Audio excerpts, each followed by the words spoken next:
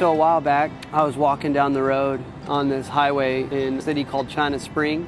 This Suburban pulls up really fast and there's a lady in it and she yells at me. She's like, okay, so tell me why. She's like, I've seen you like 3 or 4 times and it's starting to make me angry. She's like, I have to know what you're doing with the cross. I walk up to the car and I notice that there's like a 2-year-old running around in the back, not even buckled in, and I can tell she's tired. I said, well, I'm here to tell you that Jesus, he loves you and he cares about you. The lady's like, that's not true, I can't be saved. And I'm like, well, that's really interesting. Why do you think you can't be saved? And she's like, well, last year, she's like, I was in an adulterous relationship with a man and he had a beautiful family.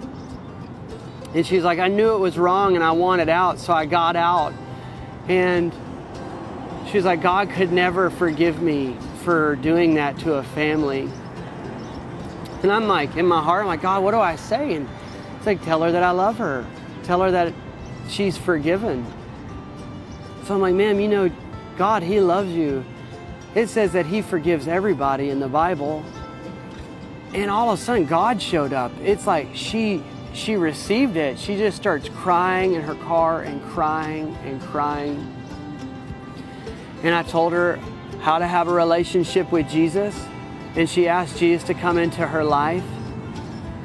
And it's like the power of God showed up. And in that moment, I was so excited to just be a little part of what God's doing, you know, and I think that's what I do. I just try to reach out and tell people that he loves us, that he cares about us, and that he wants to forgive. His favorite thing to do in all the earth is to forgive people.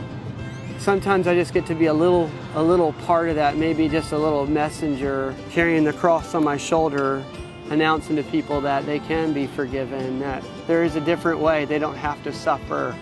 There's someone who suffered for them.